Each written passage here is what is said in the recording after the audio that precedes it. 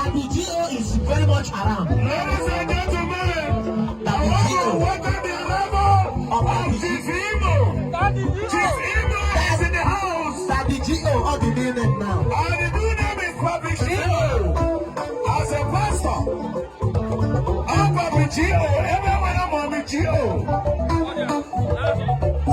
Chief Imo no love now. Because here one person on there, everybody know.